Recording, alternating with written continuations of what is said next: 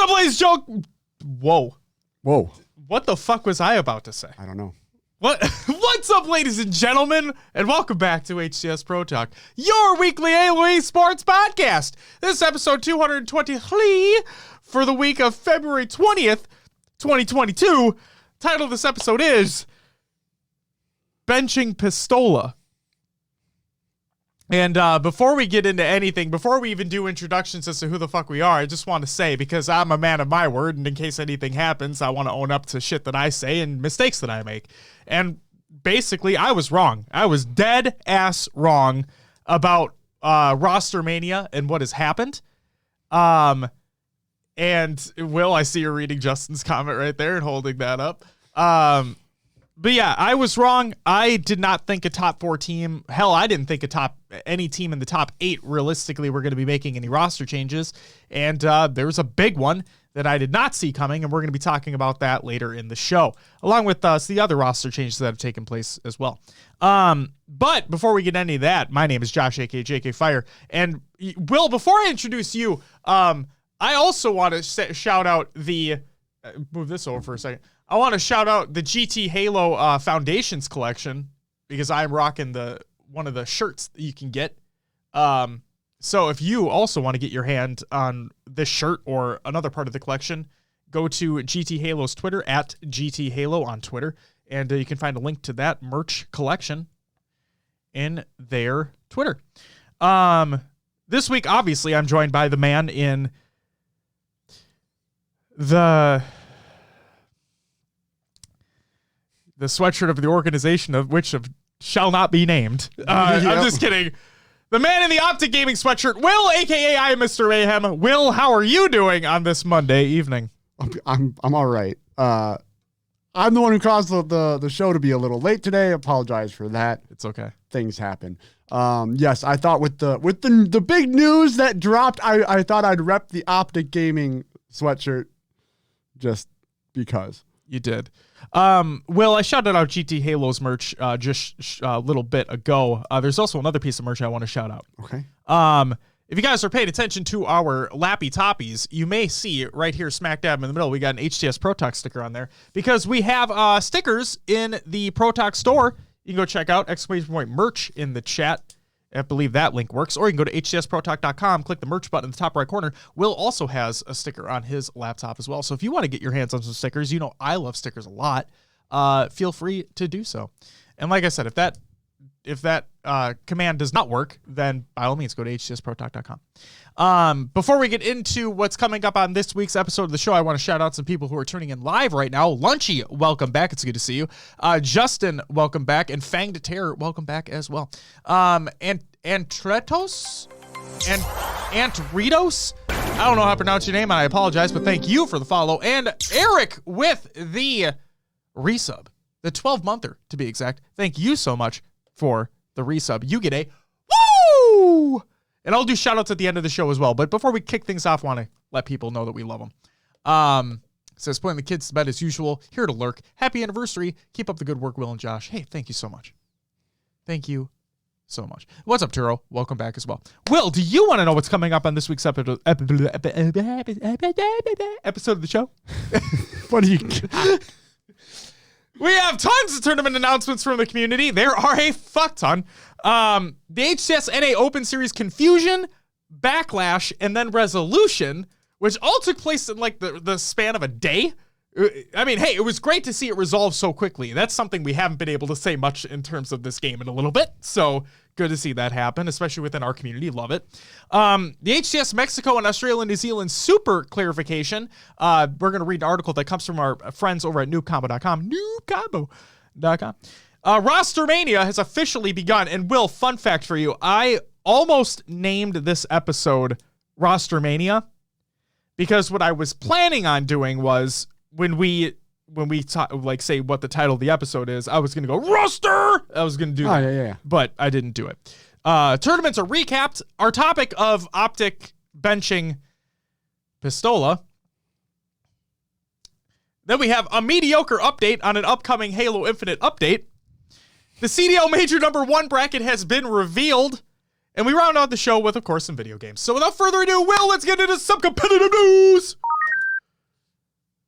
Tournament announcements. There's a few.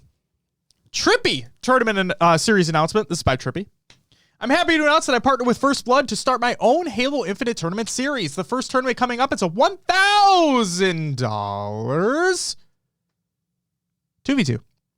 Tuesday, February 22nd, that's tomorrow at 6 p.m. Eastern Standard Time. You can sign up at the link provided in the Google Doc of the show. It's the show, ! Show notes in chat, and you can tag your duo. Again, that's tomorrow. But there also is something else that's happening tomorrow, as a matter of fact, because the Money Tuesday show match has been announced. It's by Louis V. Titan, of course.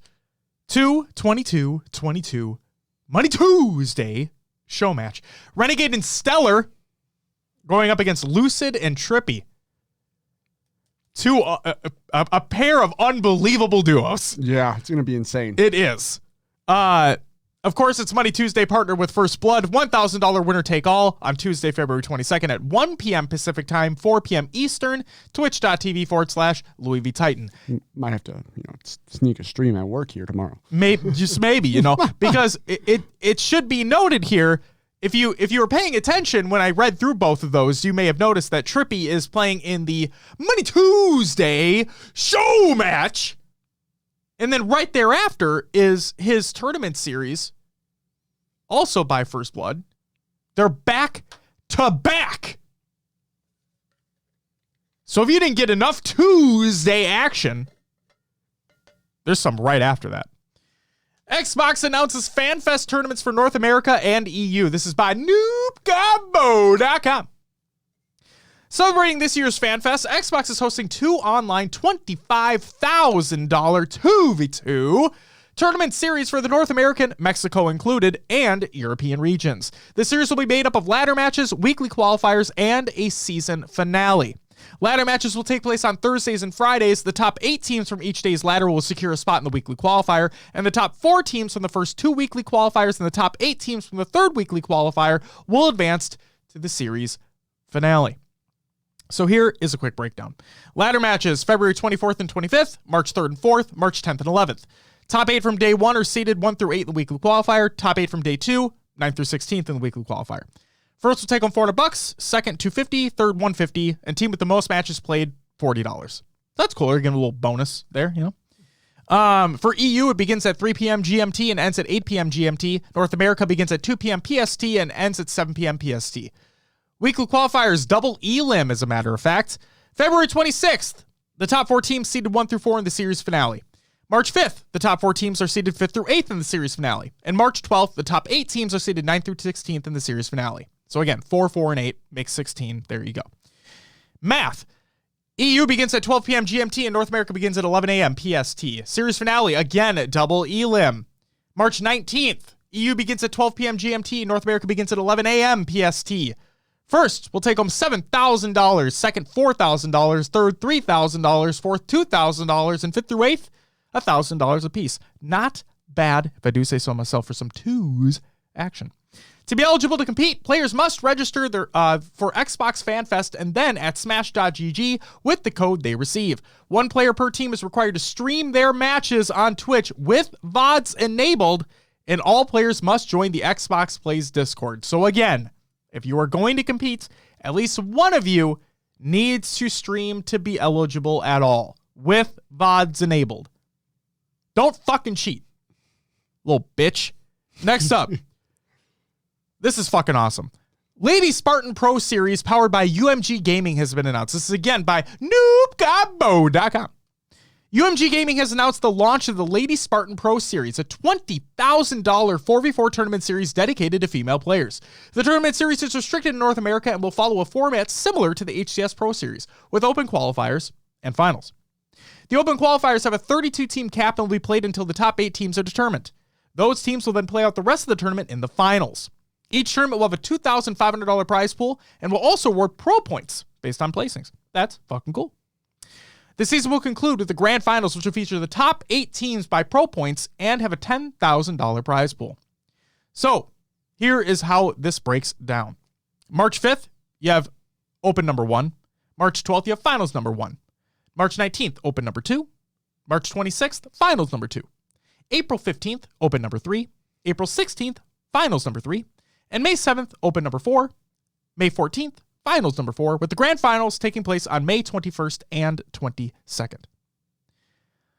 Well, let's talk about surveys. You like surveys? Sure. All right, well, you have a little bit longer to fill out a survey that you and I did not receive. But for you procrastinators out there, we have some good news. The survey window has been extended until February 25th at 1 p.m. Eastern Time. If you haven't submitted yet, we have one more week to give your feedback on HCS maps and modes. In other words, no, you don't have a week because this came out earlier, so you have 4 days by the time we're recording this show. Okay, so get the fuck on that if you have yet to complete your survey if you got sent one. This is for Pro Series players, by the way. I'm not crying that we didn't receive it because we never competed in the Pro Series. This is for Pro Series players. HCS Kansas City update. This is by Tashi. With Anaheim in the books, the team is now focused on the Supers and, of course, the Kansas City Major. We're heads down on getting any information regarding COVID protocols, ticketing, and team passes. That should be available in the next few weeks, aka March.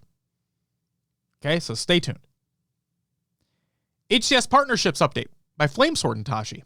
Flamesword asks, any update about org partnerships? Because obviously, status quo wants to get the fuck in there. Tashi replied with, applications are going live by the end of this month, February. Which means you got 7 days, Tashi. HCS North American Open Series update. This is by Chig and Hines. Chig asks, who is the coach for United, for those who don't know. Pro teams excluded in these? Don't see any Pro Series or anything at all until Kansas City, including Hines in that. And Hines replied with, all teams can play, pro teams included. Okay? So, even pro teams are eligible to play in these Open Series events. Now, we saw a couple instances of not really mattering because one or two of them just dropped out during the event that took place over the weekend because it really isn't necessary. If you have the points necessary and you placed well enough at Anaheim, then I think it doesn't matter. But regardless. Oh, speaking about North American Open Series, because this shit never ends. There's an update number 2 by Faceit. For the next 4 HCS Open Series events, all top 8 matches will be played as best of 5s. So Spartan got what the fuck he wanted. Finally. The top 8 matches are played on Thursdays, so all North American Open Series matches on the following dates will be best of 5. February 24th, March 3rd, March 17th, and March 24th. Nono says it affects seating between regions. Thank you. HCS North American Open Series Backlash. Here we fucking go, baby! Nothing like some drama in the motherfucking scene! So, here was the original tweet, Will, from Faceit. Yeah, you know about all this. Chat, we're going to fill you in. Listeners at home, we're going to fill you in. Okay? Not sexually. I'm not going to fill you. Whoa. Okay? You took it there, all right? I may have, but let's calm down. I know there's a couple of people out there who listen to this show be like, oh, fill me in. Yeah, daddy. I'm like, I'm not your daddy. I'm not going to fill you in. All right? That's what Philip DeFranco should do. He always says, like, you just been filled in. Like, yeah, you're going to fill me in, Phil. So this show got really sexual all of a sudden. We are explicit for a reason. Not that reason, but, you know, I swear a lot. That's really off the rails. All right, HCS North American Open Series Backlash.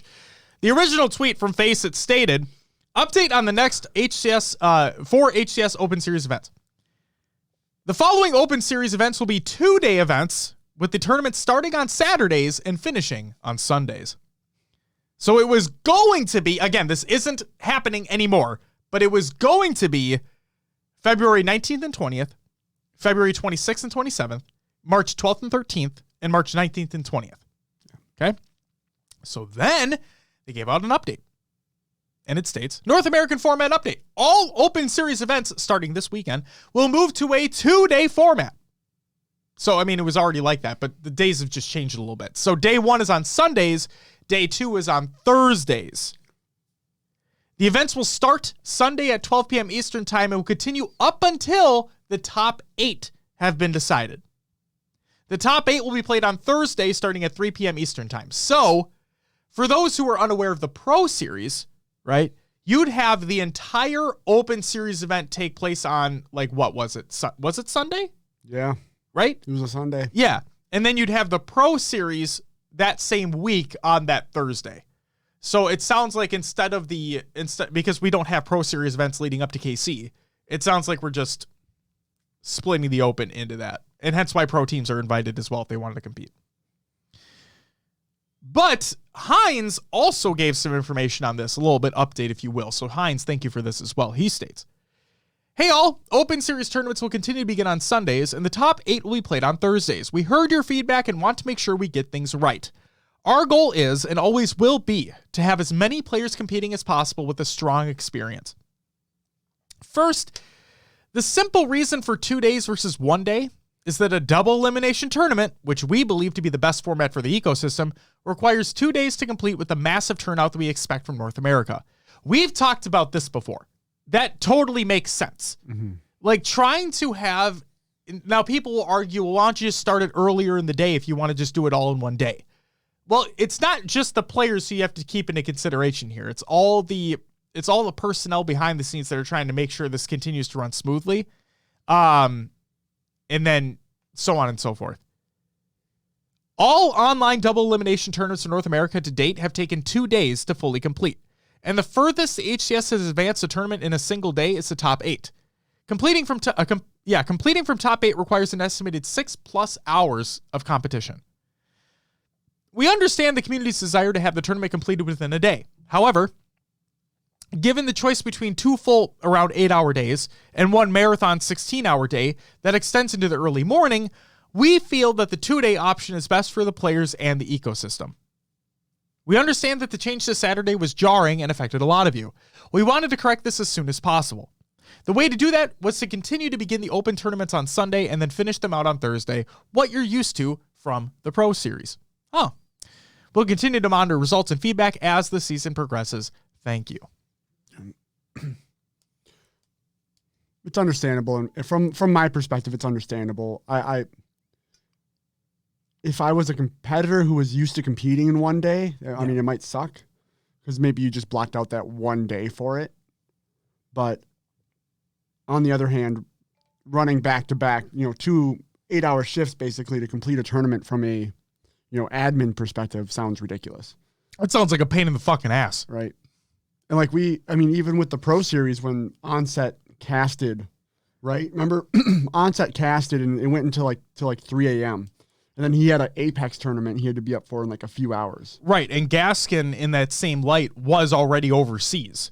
Yeah. And so he was like going into his normal morning. Yeah, it was like 8 a.m. for him. It was insane. Like it's not feasible. You're having 300, 400 plus teams sign up each week to be in these events. Like it's not really feasible, if we're being honest with ourselves. So shout out to Hines and the HCS team for getting this figured out in such short notice. Obviously, I'm not here to brown nose, right? Obviously, we all would have loved if none of this would have happened in the first place. Like, let's be real. But the fact of the matter is, it did happen. They received the backlash. They got it, and they changed it as soon as they possibly could. I mean, on the other hand, if the other thing that they could do, which I hope they never do, is start limiting the amount of signups. Sure. Right? Because then when you can predict how a tournament or how long a tournament will run. Right. But you want everyone to compete that could possibly compete. And that's why we're doing these open double elim events. It's what Halo has always been. Right. And now top 8 being best of 5. Yeah. The other thing too is that the backlash, a lot of the backlash came from the fact that this was announced so close to that tournament date. Yeah. Like they didn't give basically any advance notice as this was going to be taking place. So people who had their schedules already figured out to compete, they kind of got fucked. So that's where the bulk of the backlash came from, was that there was a really lack of a heads up. So I'm not saying do this again, but later, but there's some context too. Yeah. And then finally, the final news story that we have here is the guide to the HCS Australia, New Zealand, and Mexico Super tournaments. This is by, again, noobcombo.com. Doing some great write-ups over there, guys. Keep it up. The North American Regional is over, and now it is time for the Australia, New Zealand, and Mexico regions Super tournaments.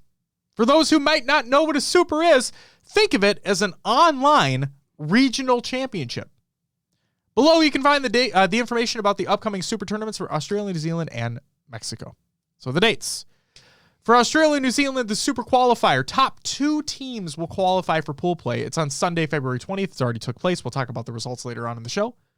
And then the Super Open bracket will be on the 27th at 12 p.m. AEDT. And then Super Pool Play and the Champ bracket will take place from Friday, March 4th through Sunday, March 6th. Okay? It's basically the same exact thing for Mexico. So Mexico, the Super Qualifier, which has already taken place, which we'll read through the results later on in the show. The top 2 teams qualified for pool play. That already happened. The Open bracket will be on Sunday, again, February 27th at 10 a.m. CST. And then Super Pool Play and Champ bracket will be from Friday, March 4th through Sunday, March 6th. Okay?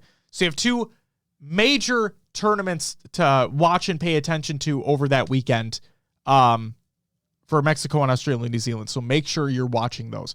We'll see if one of these top teams can be dethroned. Maybe. I doubt it, but maybe. And thank you so much, Brian. It's good to see you too. The format. It's online. Okay, we already talked about that. 4v4, duh. Open bracket, the top 2 teams qualify for pool play. 3rd and 4th qualify for losers round 1 of Champ bracket. Okay. Pool play is single round robin, best of 5 series. No more of that best of 3 shit. Championship bracket, 10 teams, double elimination, best of 5 series until the best of 7 grand finals. All players must stream their matches. Okay. And here's your prize pool. Again, this is for both regions. And think about this in the equivalent of the currency that you, if it's, I mean, yeah. First place, $20,000 and 15,000 HCS points. Second place, $11,000 and 9,000 HCS points. Third, $6,000 and 6,600 HCS points. Fourth, $4,000 and 5,400 HCS points. Fifth through sixth, take home $2,000 apiece and 4,800 HCS points. 7th through 8th, take home $1,500 apiece and 4,200 HCS points. And finally, 9th through 10th, take home $1,000 apiece and 3,500 HCS points. That is it for your competitive motherfucking news. Will's going to take out his laptop, too. When he's not taking out mics with his hat, he's taking out laptops with his hands. You throwing hands, Will? Maybe the laptop should work better. Oh, fucking just tell it. Your upcoming tournaments of the week presented by noobcombo.com. Check out noobcombo.com for Halo esports needs. They have merch too you can buy. That they do. They do. On Monday, February 21st, that's today, the HCS, I'll say it properly, the HCS FFA series for North America, Europe, Mexico, and Australia and New Zealand are all taking place. Or have already taken place, just depending upon the region that you're in. On Tuesday, February 22nd, we have the Louis V Titans Money Tuesday show match and the First Blood and Tribby $1,000 team doubles tournament. Wednesday, February 23rd, we have the Calgary Halo Wild Wild West Wednesdays. Thursday, February 24th, we have the Please Boss Man Halo Infinite 4v4, the G Fuel Mount Up Halo Infinite 4v4, the Xbox Fan Fest ladder matches for North America and EU. And on Friday, February 25th, we have the First Blood and Shady 4v4 series, the First Blood and King J 4v4, the LFTG Halo Infinite 2v2, and the EGL Master Chief Cup number 10. On Saturday, February 26th, we have the Spirit of Combat 4v4 LAN, the Telespes Japan Halo Infinite 2v2 Rookies Tournament, the Penn Halo 4v4 Draft Tournament, and the Xbox Fan Fest Qualifier number 1 for North America and EU. And finally, on Sunday, February 27th for the week, we have the Michigan Halo League Open number 1, the HCS Australia New Zealand Super Tournament Open Bracket, and the Mexico Super Tournament Open Bracket, and finally, the HCS Open Series for EU and NA. The top 8 for... Wait, never mind. I'm dumb. I'm dumb. I am dumb. The thing I forgot to mention was On Thursday, the 24th, is the top 8 from the Open Series that just took place in North America. The top 8 will complete. That's it for your upcoming tournaments of the week, presented by noobcombo.com. Check out noobcombo.com for Halo Wii sports needs. Well, this next segment is what I was going to title the show, but I didn't. So, Will, what do we have next?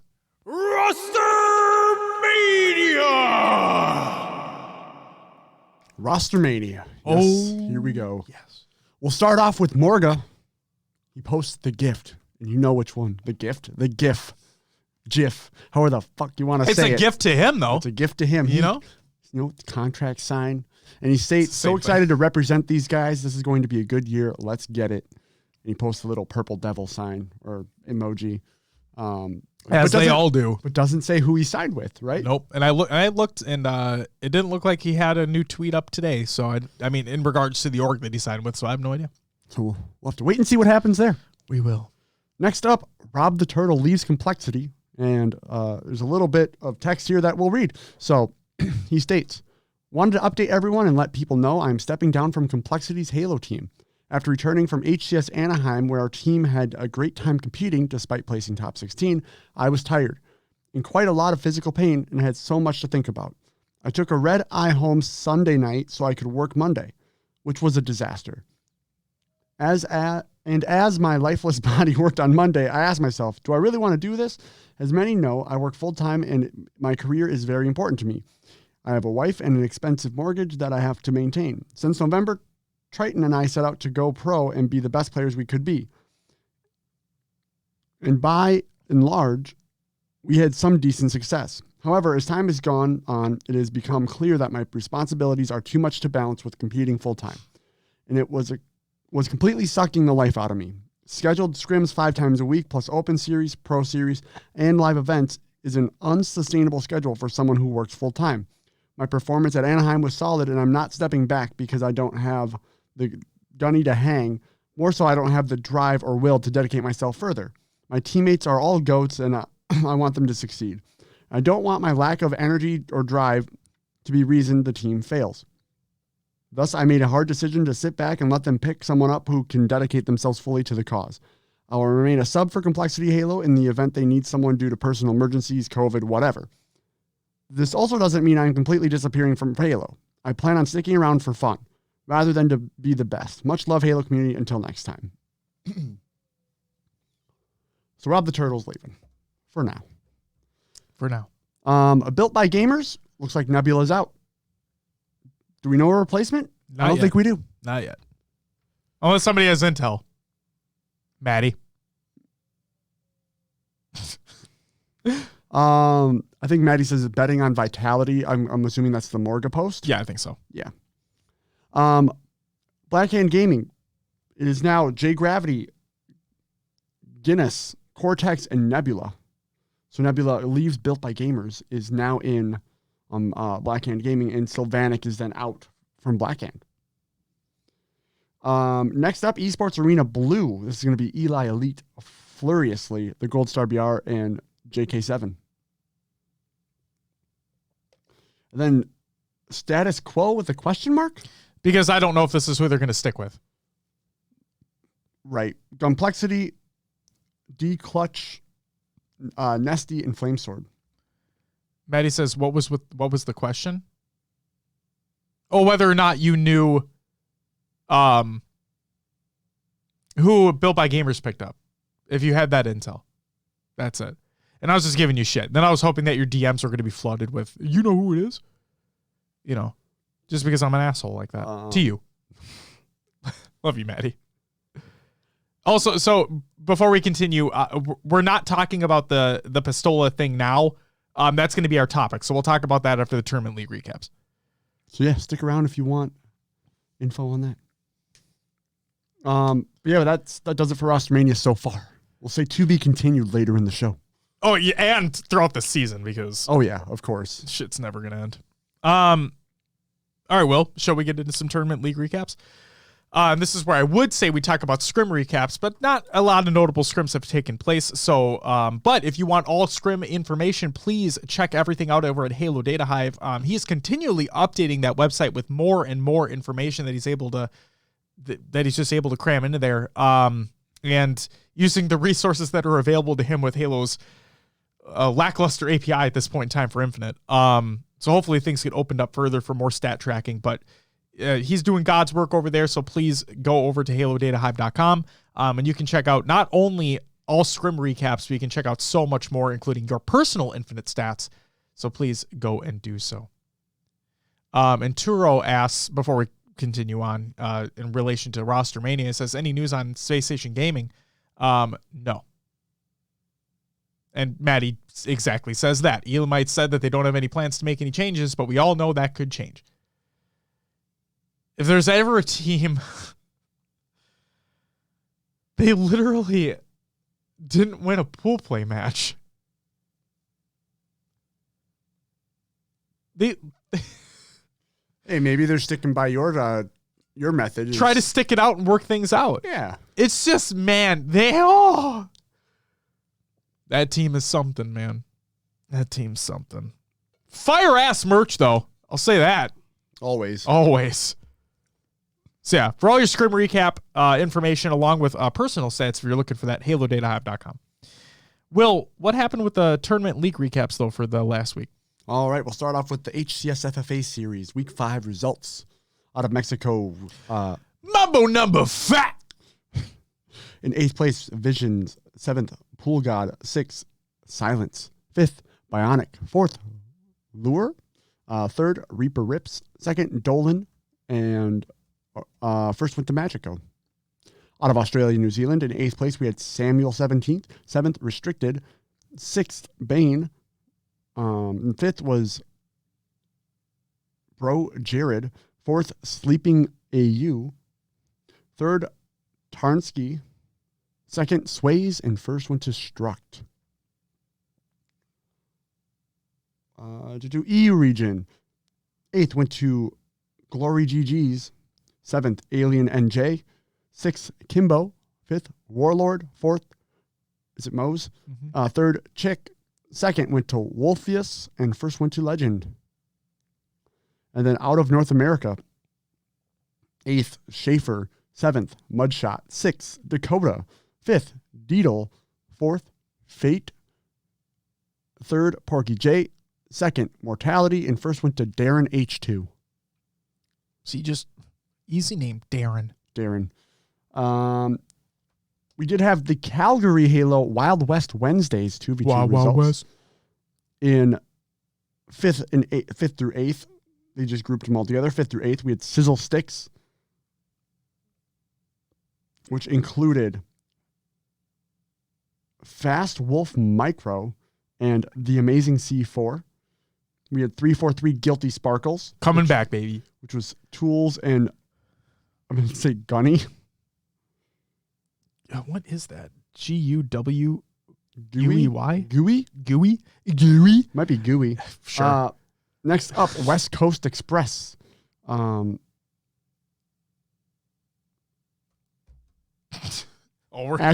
and Elite Monder.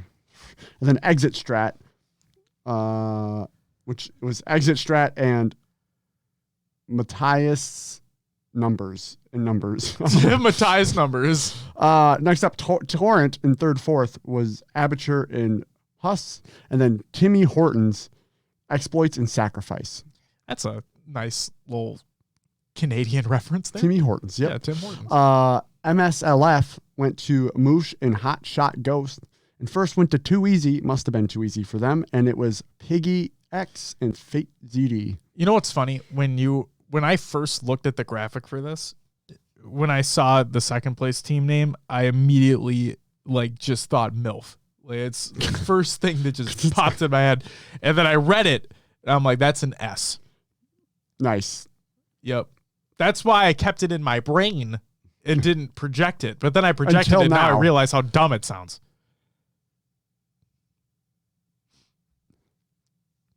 Here to fill you in. Next up, we have the LFTG Halo Infinite 2v2. In 5th through 8th, again, the Beasties, which was Miss Smiles and Gary Snacks. Next up, SXR, Dopest and Imperial Odor? Door? Imperial Door? Door? All right. It's Door. It's Door. Fear No Man, also in 5th through 8th, was El Ringo and... What? Omniscient Eyes. Omniscient Eyes. Okay. This one is it Ape with like 5 E's? Yeah, I think so. The Young Axel and Xeno Exit? Xeno it's Xeni. This is fun. Next up, Unnoticed. I give up. I just give up. Come on. You got this. Fucker. Macafucker.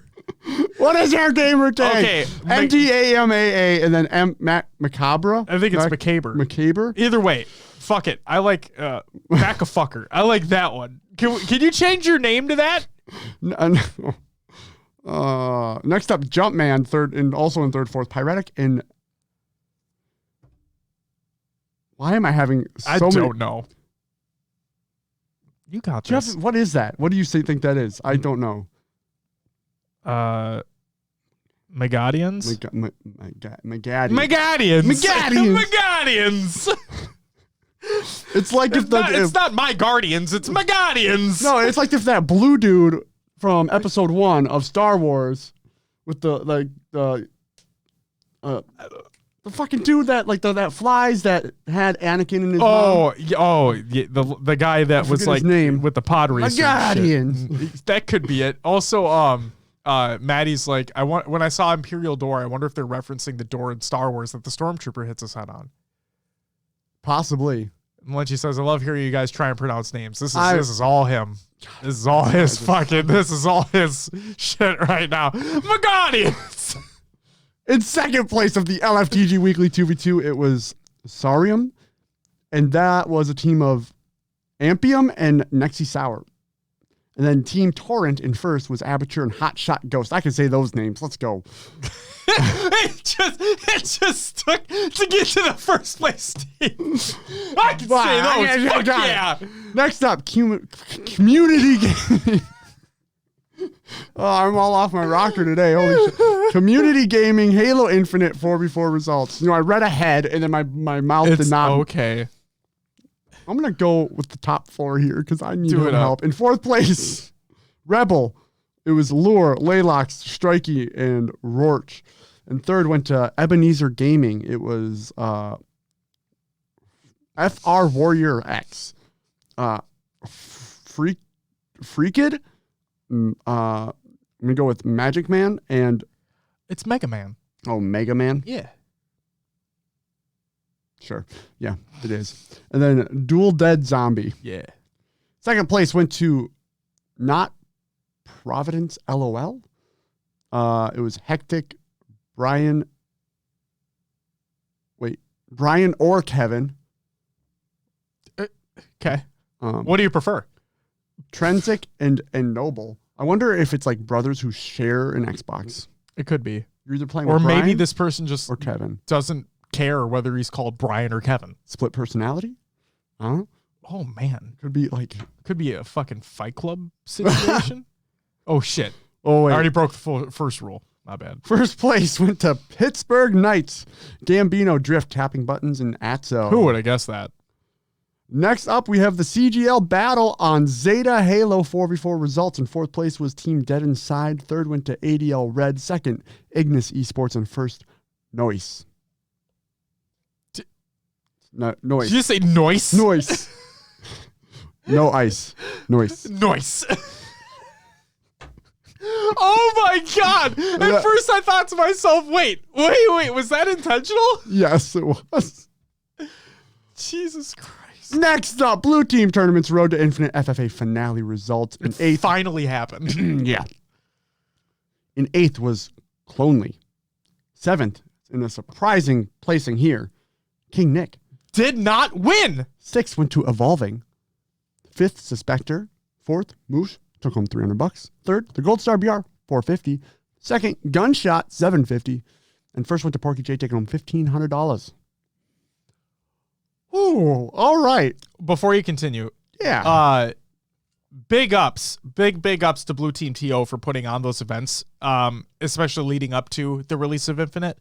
That was a really, really cool way to showcase the FFA talent that was going on within the scene, especially within, not in the primary title at the time, which was Halo 5 or Halo 3, depending upon what you were playing. But it was just really cool to see FFA tournaments taking place through every mainline Halo title, leading up to and culminating in Infinite here in the finale. So really cool to see that tournament series taking place. Congratulations to everybody involved, and really looking forward to hopefully new ones in the future. Awesome. Next up, we have the HCS Super Qualifier from Mexico. In fourth place, we had CN Event Horizon, which included INOT, which I wonder if it's another Tony backwards. Oh, fuck. But it's INOT Jerry. No, he's like, I'm not Jerry. Possibly. Hootie, Storm, or Stom, and is that an O or is that I gotta zoom in here. I'm gonna go with Neos. What's with all these double letters? I don't know. In third place, is it Cintanegra? Yes. Esports. It was Dolan. Hey, Dolan's back. Sobrid, Zeus, and Venek. Alter Esports. Why is it top two? Because both top two teams got to move on. Correct. They advanced to pool play. Yep. Grimsy, Atenus, Zaron, and is it Paradise? I think so, yeah. And then LLNM was Nugget, Blueside, Luderka, and Sepsters. Nice. Hey. All right, Lunchy, this is for you. No. The HCS Australia-New Zealand Super Qualifier took place on February 20th, 2022. In fourth place, we had 1620 Kings, Canonized, Rice, Decorai, and Just Tough. Third went to Demons, Lolly, is it Sleeping? Plasma, and Sways. And then top two included Immunity, Bino, Voltage, Hef, and Dante. And then Direwolves, Dino, Zirkle, Vamped, and Bald. And there you go. There's more. There's so much more. There's actually only two more. Yeah, there's only two more. HCS Open Series for EU in 7th and 8th was Peppercorns and the Lads. No gamer tags this time. I mean, I just didn't include them. If you want to go through the bracket, and this is the thing that I fucking hate, is that Faceit site, it's fucking, while I appreciate the info being there, navigating that thing is just a motherfucker. Like, you have to click into each Benno, individual. isn't it? It is Benno, yeah. God damn it. You said Bino. I did say Bino. Yeah. Yeah, if you want to find out the rosters, click on each series, then click on each team name. That's how you find the dudes on it. Go ahead. Ooh, okay. Bino. It's Benno. It's Bino. In 7th and 8th, again, Peppercorns and the Lads. 5th through 6th, we had Team Twisted, Black Hand EU. And 4th was Flying Dutchman. 3rd went to Quadrant. 2nd, Navi. And 1st, Ascend. Again. The back-to-back. I don't even know how many there are at this point. 6, I think. HCS Open Series for NA. Top 8. This is like part 1 results. Yeah, so the top 8 that Will's going to talk about right now, these will be the top 8 that continue into Thursday. And they'll compete for, obviously, placings. Here we go. It's G1, Fnatic, X-Set, Complexity, Snaked and Heated, Torrent, ESA Red, and Unsigned Talent. So we'll have to see what happens there. In terms of me bitching about Faceit's website, Maddie says it's a 50-50 with names, too. I don't know which are their gamer tags and which are their Faceit usernames. Not only that, but the fucking T name in the series as well. So, like, you could have just as an example, you could have fucking ESA Red, right? You could have ESA Red in like the actual bracket, and then if you click in on that series, it could be a completely different team name for them. And it's like, what the fuck? Oh, it's fucking annoying. Like when you're trying to gather information for this fucking show, it's annoying. So face it, update your fucking website. That's basically what I'm getting at here. I like how the information is there. It's just presented poorly. Thank you. Thanks for coming to my TED Talk. All right. That's all we got for the tournament league recaps. All right, let's talk about our topic then. Yeah. So again, I talked about at the beginning of the show, I will own up to shit when I'm wrong, and I was definitely wrong here. I was not expecting this move to happen at all. Before we get into it, I will say that out of the top 4 teams in the league, and the top 4 I'm taking into consideration, let's say top 5. We have Cloud9, Optic, Sentinels, E-United, and FaZe. FaZe! If I were to include them, right? Those are what I would imagine the top 5 teams are. In no particular order, besides Cloud9 at number 1. I just wasn't expecting, I said it last week, I wasn't expecting a top 8 team to make a team change. I just wasn't. Especially Optic, considering their top 2 placing at Anaheim. I didn't think it was going to happen at all. But out of all the teams out of those top 5 teams, the fact this change happened makes the most sense, considering Formal is already part of Optic. But let's get into what happened. So Pistola has officially been benched for Formal on Optic Halo's roster. And the official announcement was put out by Optic, and it said, "Welcome Formal to Optic Halo." Ola put out a tweet, and his tweet was, "I'll be grinding and staying in Halo shape for whatever opportunities come in the future. Thank you for the support." Smiley face. And then I want to give a shout out to Ash over on Reddit, who put together Lucid's thoughts, kind of took the quotes from a stream that Lucid put on, compiled all the information into one singular post on Reddit. I'm going to read through that information, and then we'll get to our thoughts. Sound good? Yeah. The overall feeling was, and again, this was taken from Lucid's stream, so if it's paraphrased, I apologize, but this comes from Ash compiling this information. Overall feeling. I'm looking forward to it as well. I'm excited. And yeah, I was saying, I'm a little sad that it is the way it is right now, but I'm still very much looking forward to what I think the team can do. As for Ola's future, to be honest, I'm not 100% certain even myself. If Justin is still at the moment benched, he says, to be honest, I'm not 100% certain myself if Justin is still at the moment benched. I think Hastro did say that is the case for right now, but I'm fairly certain Justin still wants to compete, and I very much would agree. I think it should still be competing. His relationship with Pistola. Let me just put it this way. There's still a lot of love between us and Ola. It's unfortunate that we felt to be at this point, I guess because we've been teaming for so long, but I think this is the right move for us. And dropping Justin was not just some easy decision, I guess is the way to put it. It wasn't like a long-winded conversation, but it was still a good conversation that we had with Justin. I mean, in terms of how these things go, Justin knows better than anyone how these conversations go. Probably better than literally anyone in the game. And yeah, there's a lot of appreciation for sure. This was not an easy decision in the slightest. In regards to decision making. I don't really want to get into the nitty-gritty details because there really isn't a lot. I would say like anything just crazy. It just feels like there was something somewhat missing at times. I mean, obviously Justin is the one we chose to make the choice around. And we could be so hot and then so not at times. And I mean, this is one of those situations where I think we are all well aware, especially me, Joey and Brad, we're all aware of like, we can obviously play better. Like plenty of things to work on. Everybody has things to work on.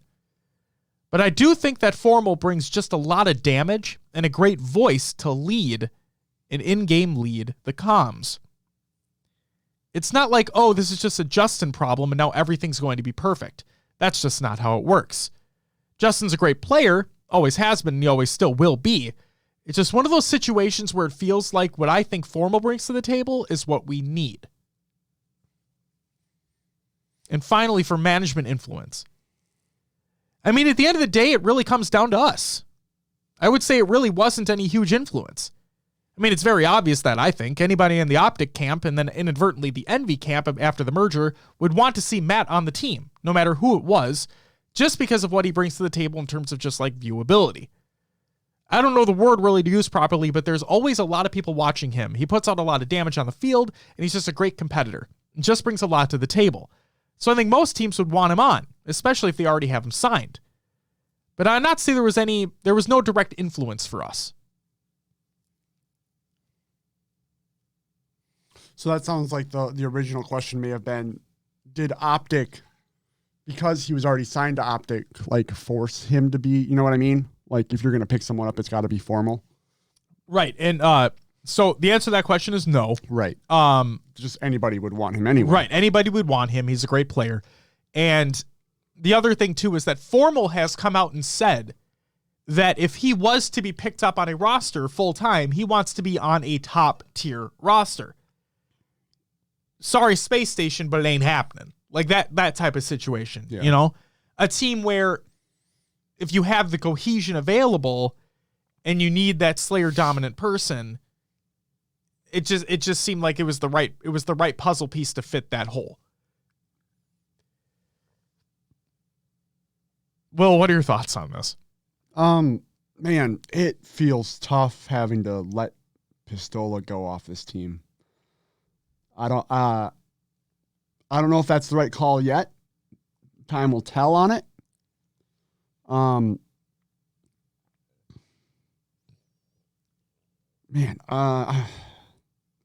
That's all we really can do is wait for an actual tournament to pop up, right? To see how they perform.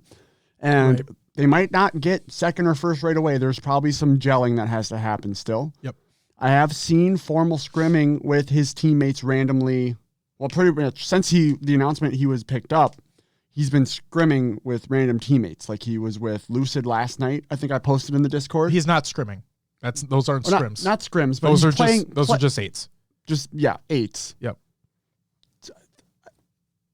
Eights and scrimming. I know you're not like with your full team on a scrim, but eights at least, like you're still playing, getting the game down with other people, right? Yeah.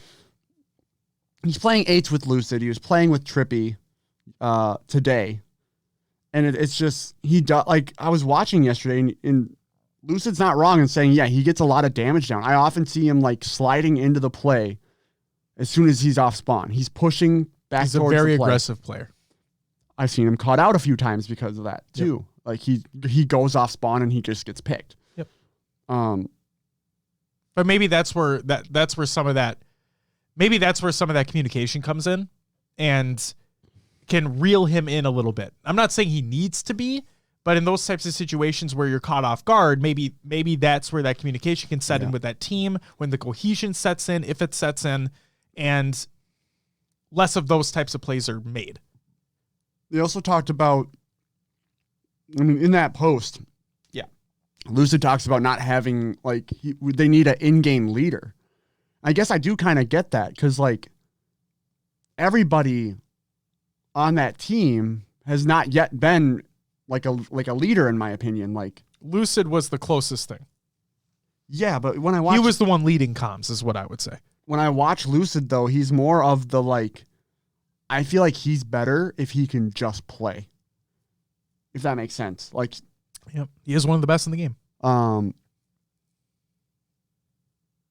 Yeah. So. I honestly would like to see Ola end up on phase with Snipe Down, because that's always been an iconic pairing. Is that going to happen? I don't know. Did you see Mickwin's tweet? I did not. What did he say? He joked about bringing back the old, what was it, like Envy, like reciprocity roster or something like that from back in the day. Him, Snipe, Ola, and Hook. Oh, Hook. Yeah, so like bringing Hook out of Call of Duty back into Halo and just bringing that squad back together, because Mickwin can't compete until Worlds. Right. So it'd be season 2. Yep. Basically, is when he'd be able to compete. Not in terms of Infinite season 2, but like HCS season 2. Is Hook in challengers for COD? No. Hook is on Gorillas, if I'm not mistaken. Yeah. I haven't been paying attention to COD. No, it's cool. It's cool. I'm pretty sure he's on Gorillas, though. We just played them too. I should know this. It's fine. We'll talk about the bracket later. But like, I don't know. Hook caused a lot of drama last season. Oh, yeah. And it's still not clear what actually happened. No. But and unless more information comes out, it's just none of our business. The thing that sucks is like with the Hook situation, it's like a he said, she said thing. Yeah. Like, exactly. there's no concrete. Nothing's definitive. Anyway. But yeah, I don't know. It does feel weird after a top 2 finish. It's my biggest thing. You're that close. Yep. But then again, Cloud9 is dominating over everyone. Yep. And I do like the idea of not being satisfied with the status quo of, top 2 we're making progression and we're doing better, but I like that hunger. Like, no, we wanna keep improving. Again, don't know if Pistola is the right move here to bench or drop Pistola. Yeah. That just feels weird. Right. When you think of benching or dropping players, Ola is not a player who comes to mind. Well, you look at that team though, and they're stacked. Yeah. You got Pistola, Lucid, APG, and Trippy. And now you have the argument of now they could be even more stacked, right? Right. But we just don't know. And then the thing is, APG filled in with Sentinels, Trippy filled in with Sentinels. Yep. Like, I feel like Formal filled in with Sentinels. Formal. Yep. So now it's when's Lucid's turn? No. Right? Oh my God. Yeah, it's like Sentinels 2, Sentinels 2. Yeah, Sentinels 2.0. Yep. I don't it's weird. It's weird. So would you have chosen another player to drop at this point? I mean, you know me, I wouldn't have dropped anybody. Well, yeah, you like the cohesiveness, but well, clearly, so we heard murmurs, if you will, that it just was like things weren't gelling as much as people thought. You're talking for Optic? Yeah, like in the background, things weren't all peachy keen. Like these are just murmurs. I don't have any concrete evidence or anything like that. This is just based off things that I've heard. And for all I know, that could be completely wrong. Okay, completely wrong. It's the internet, Yeah. But when you hear stuff like that, is you know the saying where there's smoke, there's fire. I'm not necessarily saying there was smoke, but I don't know. It just seemed weird. And then in their prediction show for Anaheim, I said that I expected Optic to get third.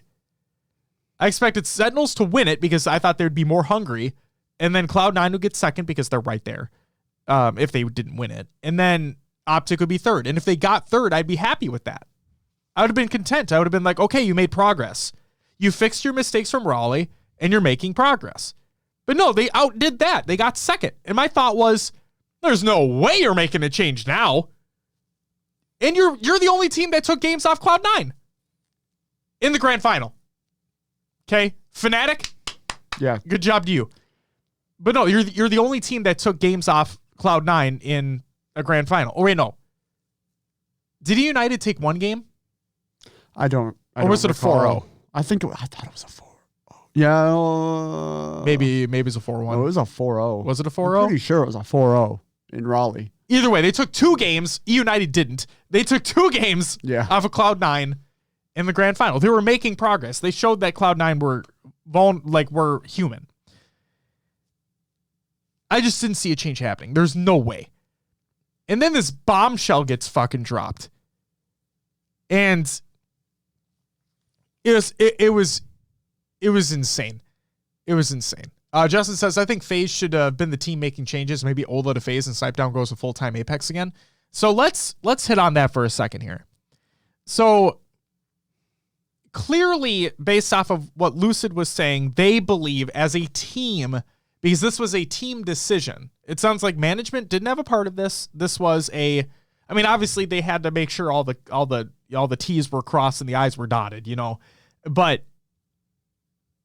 if this was a team decision that was made, and clearly based off the conversations that they had, it sounds like they believe that with Formal in place of Ola, they take that next step. And that is what every team wants to do, right? They want to take that next step. They want to win. So where does Ola go after all this is said and done? I've mentioned personally that what happens with Ryanoob? Does Ryanoob stay on E United after the child comes, or does he decide to take a step back? In which case Ola could potentially fill in there. And that's not to say, like, I don't want people to think that I think that Ryanoob should step away. That's not what I'm saying at all. Because he has his own, this is all pure in my mind. Like, as a father of a young child, I understand how difficult things can be with jobs.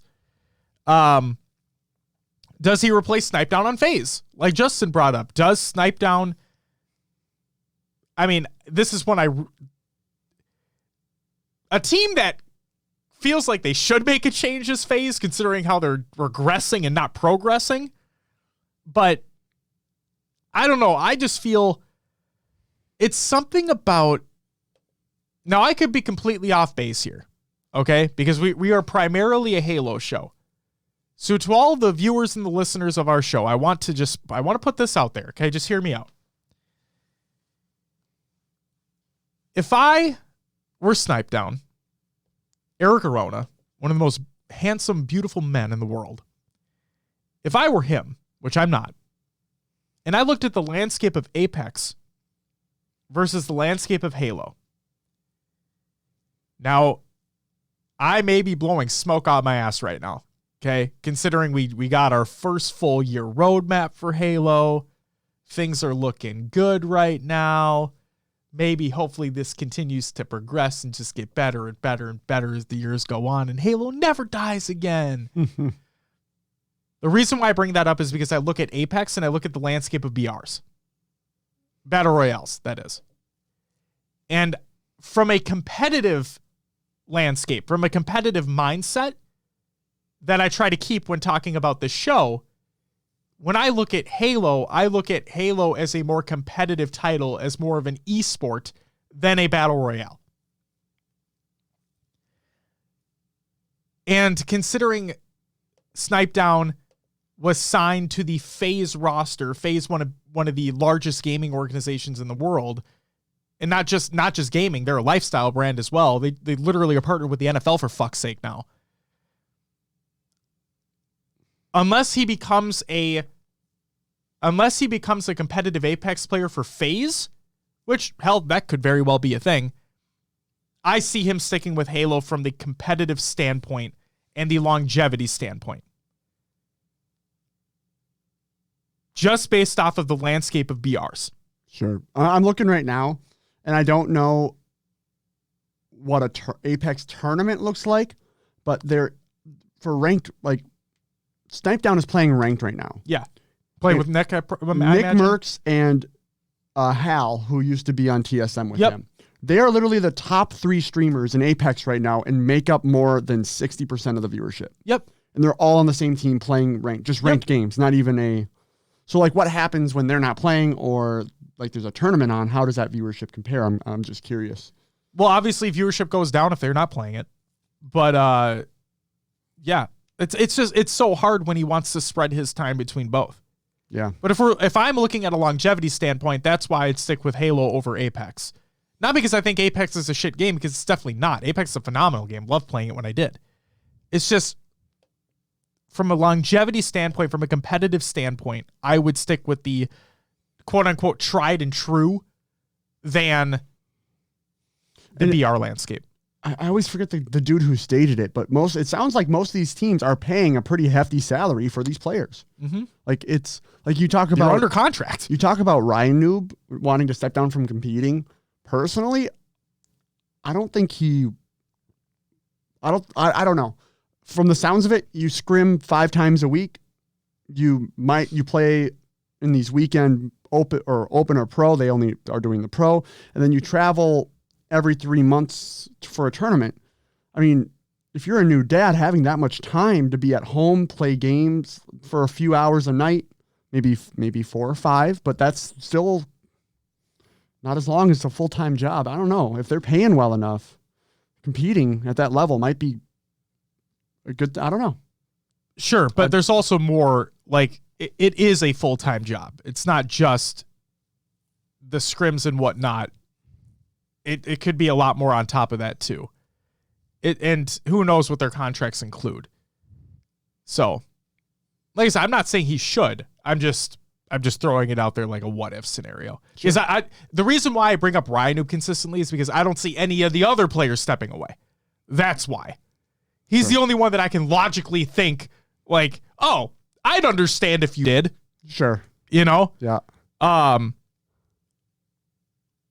But yeah, or like or does he replace a different player from a top 6-8 team or worse? But he's better than that. In my mind. Ryan Noob? No. Pistola? Yeah, Ola. Back on the Ola thing. Back to Ola. Yeah. I could see it, but who does FaZe drop?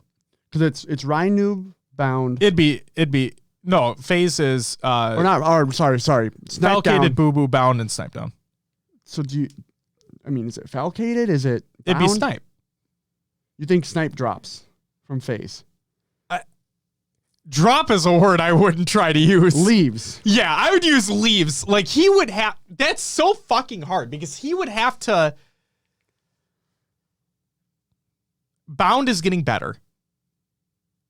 Falcated's been consistent. And Boo Boo puts in the work and has gotten better as well. The only... And I use this term very loosely. The only wild card on that team is Snipe because of the time. That's it. He's phenomenal at the game. We already know that. It's just, is he 100% committed? And I really, like, I'm not here. I just don't want people to take it the wrong way and think like, oh, he thinks that Snipe's not committed to the game. No, we just don't know. We just don't know.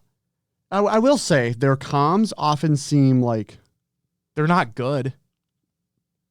Yes, and they don't have a leader. The other thing that has been getting to me is like the negative talk, not about about the game while they're playing, right? Like, oh, like, I don't know. It just seems like they need something to push them over the edge to be like fully in. Yeah, they need an in-game leader, which we talked about before, and their comms, like we talked about before as well, they don't sound encouraging.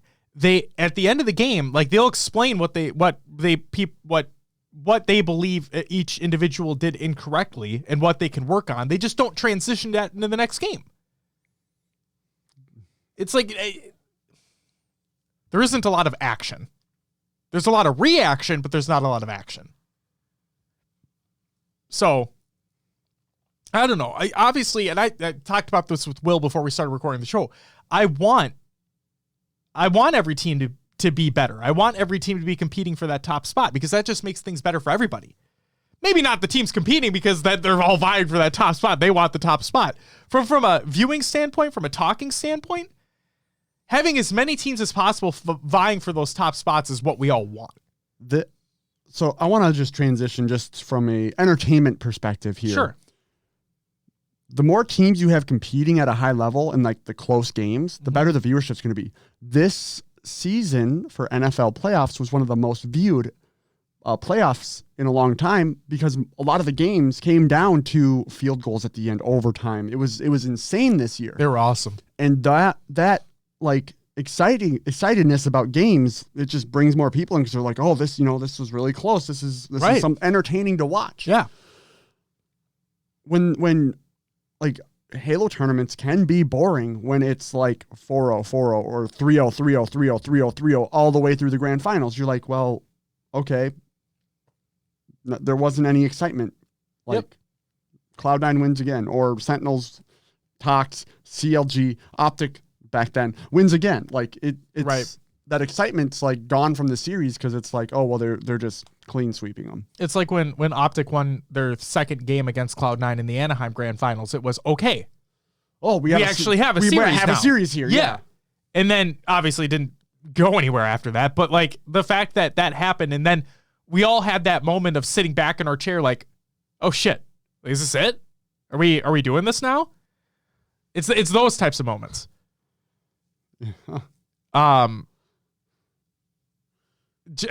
Justin, no, it's not fucking happening. Obviously, he says Sparty gets dropped out of nowhere, gets picked up by FaZe. Rules get abolished, and Miquin gets picked up by FaZe. Snipe down and bounce stay. We get Optic versus FaZe, aka Envy versus Rec. And then Spartan's controller disconnects again. Oh. Justin, aka Goalie Sniper, says, "Let me dream." The point that it was at that moment when Spartan's controller disconnected, where Justin and I sitting next to each other had the complete opposite reaction from one another. What was your guys' reaction? I couldn't have been happier. He couldn't have been more distraught at what happened. Because I wanted Envy to win. Like, I absolutely wanted Envy to win. Sure. And it was literally at that moment that the game completely changed. And if you guys have not watched the, I think it was Paradise Halo that put out a video on that play. Yeah. Or on that disconnect for that matter. If you did not watch that video, go watch it. It's phenomenal. Full replay. Where were the refs? Nah, fuck that. What a fucking series that was. Holy shit. So. All right. I guess I won't be surprised if we see more movement in the next week and a half, 2 weeks here. Oh, yeah, especially right before roster lock for KC. Mm-hmm. So, again, I think it is, if you're one of the top teams at the event, I think you have one spot you can move. Yep. So, who knows what that's going to be. But all I know is that I was dead wrong. I truly believe that top 8 teams, the top 8 teams from from Anaheim, were not going to make a change. I'm curious, like these roster moves, right? Yeah. How long do they last? Like Formal coming into Optic now, right? That's their one roster change. Is that until KCP and then they have another one after KCP or KCP, Kansas City? I mean, we knew what, KCP, Kansas City, same thing. Pioneers. Yeah, I'm just so used to saying Kansas City, man. So I guess I need to read the rule book. I don't know. Well, you know what happened during the H5 days. They happened just like clockwork. Yeah. It didn't matter. Like, nobody cared. It was just, I didn't fucking do well in one event. Dropped. It's just, it's crazy, man. Yeah. But what I will say is this. Remember when we talked about, when we speculated what happens with contracts? Right? Do players get traded? Is there a trading period like you brought up before? Yeah. Ola didn't get dropped. He's benched. So he's still a player. He is under contract for Optic still to this day. Yep. Now that could change later, but as of right now, to our knowledge, to Lucid's knowledge, unless anything's changed in the times we're recording this, Ola is still a contracted player for Optic. He's just sitting on the bench right now. And Formal was never contracted for any team playing in Halo. He was just a contracted content creator for Optic. Mm-hmm. So him just coming onto Optic. Is he contracted now or is he just playing? No idea. But all I know is that as of right now, for what we understand, that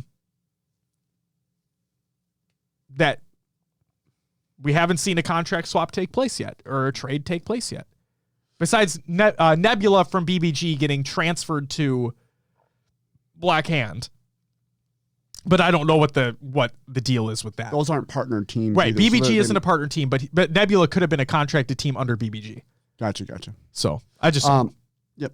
I guess the last thing I'll say is when they posted the video of Formal joining and they had the Spartans lined up. Yeah. One of the Yeah, it took them forever to Yeah, get that. apparently it took like 15 plus tries of loading into custom games because it just randomizes it on who's announced when. Yep.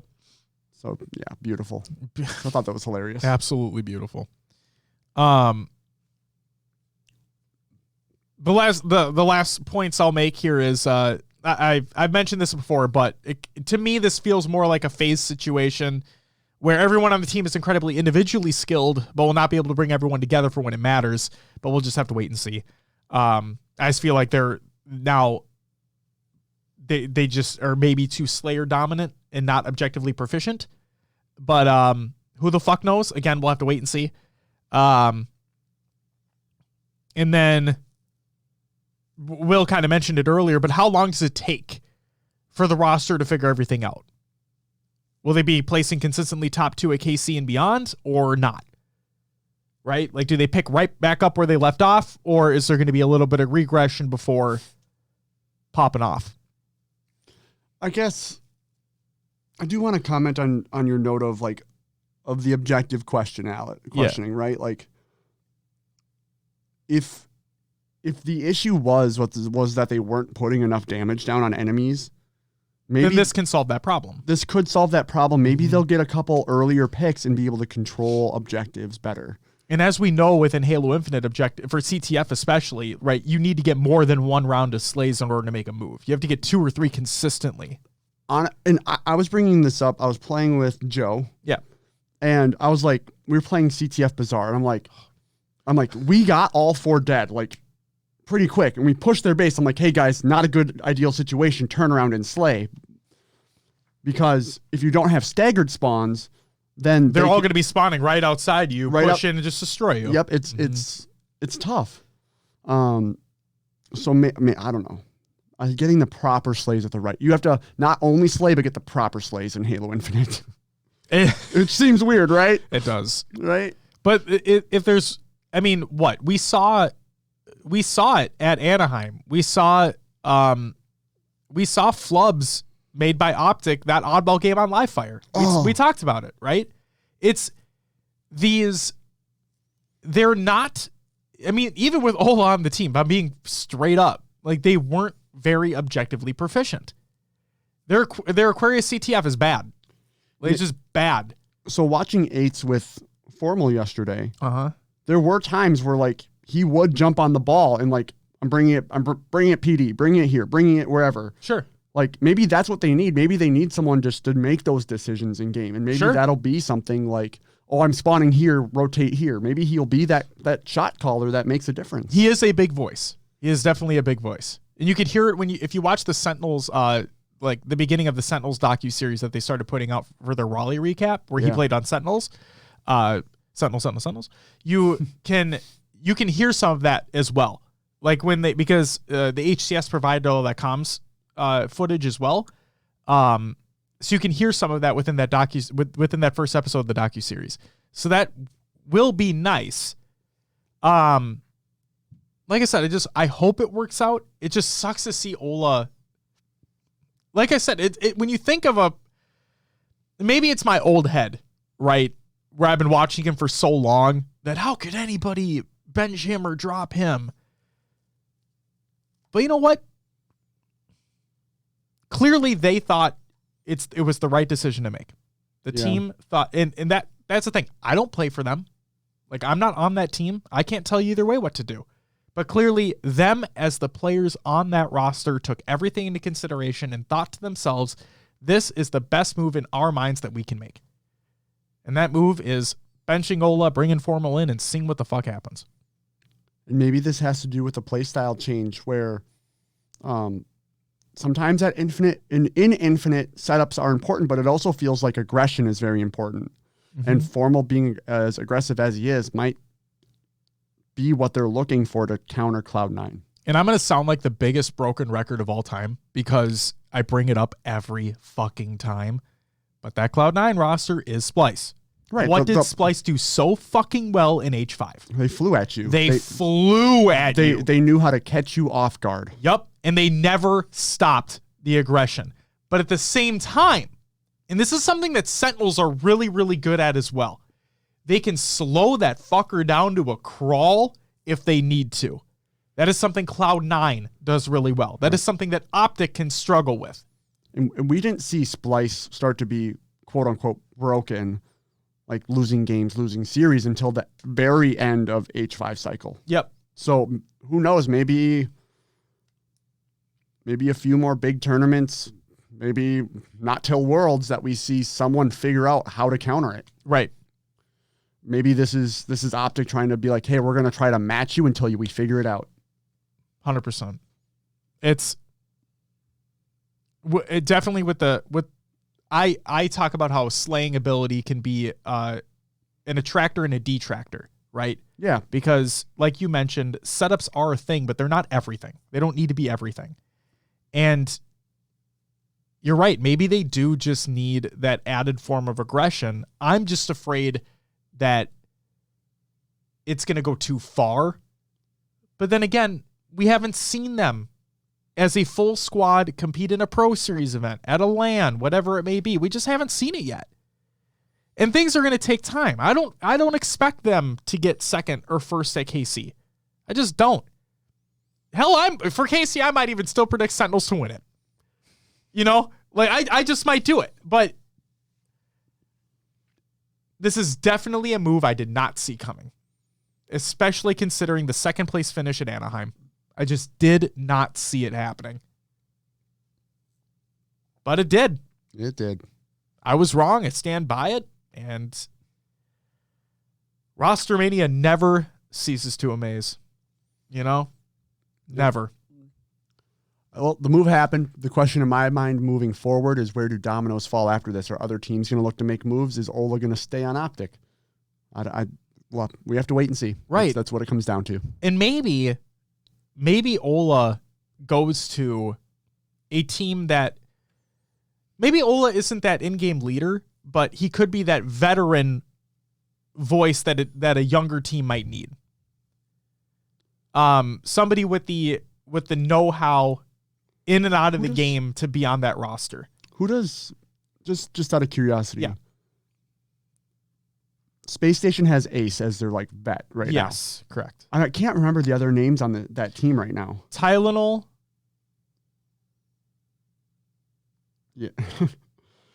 Of those. So let's say this. Maybe one of those young guns, sure, are very promising. Yeah. Tylenol is considered to be that player. So what if a trade comes in? If there are trades, Pistola for Tylenol. Tylenol moves to Optic as their bench player. Ooh. And he learns under that Optic team, that Optic brand that's all been about winning in esports and content. What I think that could be a smart move. And see, in my mind, I'd want Tylenol and Pistola to play with each other. because Tylenol has the skill necessary. But the other Optic members could just as well teach him. Absolutely. It's hard. It's hard. I don't know where he goes. I don't fucking know. Yeah. Because now here's the thing. I keep continuing the conversation on this. That's the point. That's the topic, right? Here's my problem. The thing I don't want to see, as much as I didn't want to see Pistola getting benched, the last thing I want to see now is them getting a poor placing at Anaheim and being like, well, Formal, never mind. Because then that brings me back to the whole point of you didn't even fucking try. Like, it's fucking hard. Like, this is why I didn't understand. Like, I get it from we want to take that next step. Motherfuckers, you took the next step by getting second place. You know, this kind of reminds me. It's hard. So fucking hard. This reminds me of Modern Warfare Call of Duty when Rocker benched GodRx, our best sniper. On LAN. Yeah. Because, I mean, we did go to online tournaments and things got bad. But, like, who's he? Is he on a team now? He is on a Challengers team. He is playing for. I just don't understand it. Like, he was literally our best player on LAN. They just won. The team that he's on just won the recent Challengers event. Sure. But then it's weird how things just change like that. Oh, yeah. And we saw what happened when we picked up Standy and took off. Yeah. You know, obviously we didn't place exactly where we wanted to place, but we took off. Standy is now known as a prominent Call of Duty player. Yeah. So, I don't know. anything can happen. I just talk about it. That's all. It's just I just don't want them to, if they don't place as well as they'd like, if they don't take first place at KC, I don't want them to be like, well, Formal, we tried, and just let it, like, leave that be. Whatever they decide to do, I want them to stick with it for longer than one event. Yeah, I got you. Yeah, that's all. So, anything else you want to add in the Ola situation? No, I think I went through. I was like, this is the final thing I'm going to say. Then we talked for another 20 minutes. That's fine. All right. Ola, we wish you the best, man. We love you, man. We do. It sounds like there's no bad blood between anybody. I hope that's the case. I hope that's true. And man, I wish you the best, whether it's on Optic or a different team. We'll be rooting for you regardless. What would just be great is if he ends up on another team, elevates them, and then now there's just more competition at the top. Absolutely. There you go. Absolutely.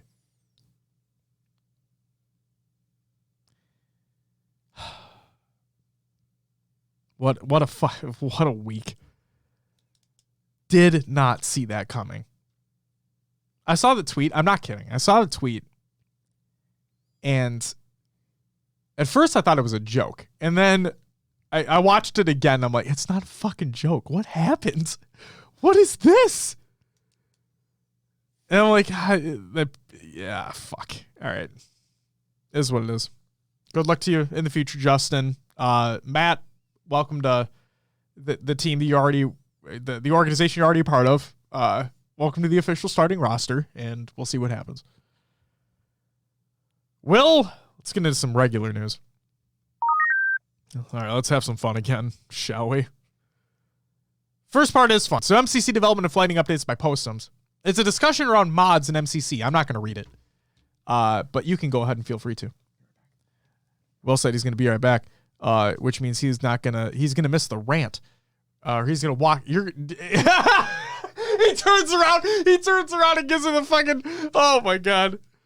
He didn't give me a side eye, but he gave me like a look of, oh shit, where it's going to be a rant? Kind of, not really. So the Halo Infinite update, mid-season update. This is by Unishek. Oh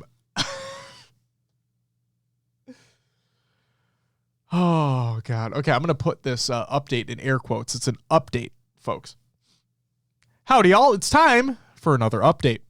This week, we're taking a closer look at some of the things landing in next week's update, aka this week's update by the time we're recording the show, which is currently going through the certification process and is tracking towards a Thursday, February 24th release. This isn't a full list, and you'll be able to catch the full patch notes on the Halo support site, but a few we wanted to touch on this week are networking. Next week's update will add new telemetry that specifically focuses on gathering more data around instances of being shot around walls or corners. It will also have targeted improvements to reduce rubber banding around vehicles and vehicle debris. This work will help us as we continue to improve the online experience, but it does not signify the end of the road. Please know that progress is being made and we'll continue to share updates around networking when we have them. In other words, shit's not going to be fully fixed yet. First-person animations. This update should address an issue that was preventing first-person animations from interpolating correctly. If you ever spotted some frame rate issues while clambering or reloading or any other first-person action, you should see those run more smoothly next week, aka this week, if it goes through certification properly. Campaign improvements. We'll see multiple improvements in the campaign experience, whether it's addressing issues with achievements unlocking or returning to the game via quick resume. The team has been working on a handful of fixes for campaigns since launch, and there will be more on the way. Be sure to read the patch notes on the Halo support site this week, if it goes out, for more details. Stability and performance. We've been keeping a close eye on reports around stability and performance on PC and console. This update will have a few improvements, but we're continuing to address opportunities found internally and through tickets submitted via the Halo support site. If you're experiencing consistent issues with performance or stability, please be sure to submit them on the Halo support site. Each ticket provides us with new information that helps the team find additional opportunities for improvement. BTB Motion Tracker. Oh boy. next week, this week, if it goes out, the range of the motion tracker in Big Team Battle will be increasing from 18 meters to 24 meters, Will. Wow. This has been a consistent piece of community feedback in BTB, especially since the update earlier this month that made it work again. And we're happy to make it a reality with this update. And finally, anti-cheat improvements. We mentioned this earlier in the year, but we wanted to touch on it again. There will be multiple improvements to our anti-cheat systems in this update. We'll have even more to share about anti-cheat in the near future. So, this update about the upcoming update didn't really update us on anything, if I'm going to be completely honest. So there's that. I'm still not convinced that the game has an anti-cheat system implemented, regardless. So there's that. And this did, though, answer one question that I had, Will. What was that? Remember how I talked about a while ago how I work for a software company and we release, we have product releases, including bug fixes, whatever it may be, on a cadence of every 2 weeks. Okay. Mm-hmm. Basically, this answered my question as to why they potentially can't do that. And it sounds like it's because of the certification process that needs to take place. So I don't know if that's all the time. Maybe, I don't know if it's for major updates only that are taking place. If maybe a hotfix doesn't have to go through a certification process, whatever it may be. But I think that may have answered my question a little bit more and provided a little more context around that. So regardless, I appreciate that. But things that were not mentioned in this quote unquote update was a lot of stuff. Now, I don't know if that stuff's going to be coming in the patch notes. I don't know if any of it has been fixed because clearly this update didn't provide any information around it. But a thing that boggles my mind is that custom games are still broken. Theater's still basically broken. Will, did you know that we have yet to receive any form of communication or updates surrounding the observer glitch for Oddball? And the whole, like, if a team wins a round, then the observer shows each team having a round win, when that's not the case. It's showing it almost as, like, round one's over. It's so fucking stupid. It seems like the easiest thing, not a developer. It seems like the easiest thing that can be fixed that hasn't. It's got to be... I'm mind blown. This comes back to, like, what are they prioritizing? Is it this? This seems like something small. Right. Because, like, the players should know who won round one. It's just from you have money invested into the competitive scene for Halo. Like, you literally have an entire division of your company dedicated to this. And this is still an issue.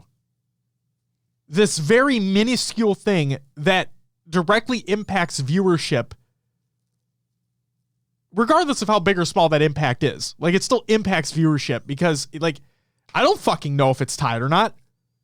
And I have to wait for something in chat to pop up to be like, no, it's not tied. This team has one. This team has one.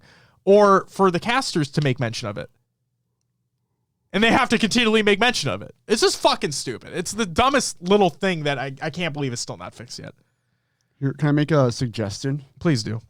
Make a custom overlay on your broadcast and, like, white out those dots. And then when they get a point, put their team color in the dot. Oh, there you go. There you go. Yo. Talk about sexual. Kinky, welcome to the live show. That was a while ago, okay? It was, but fuck it, all right? So it's nice to finally catch you guys live. Thank you for tuning in. Greatly appreciated.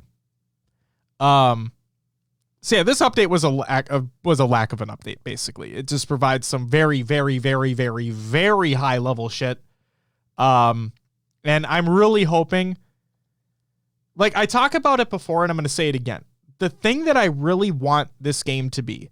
So, the Act Man put out a video recently about Battlefield 2142 and how DICE are trying to make that into a live service game, but there aren't any live service aspects to it.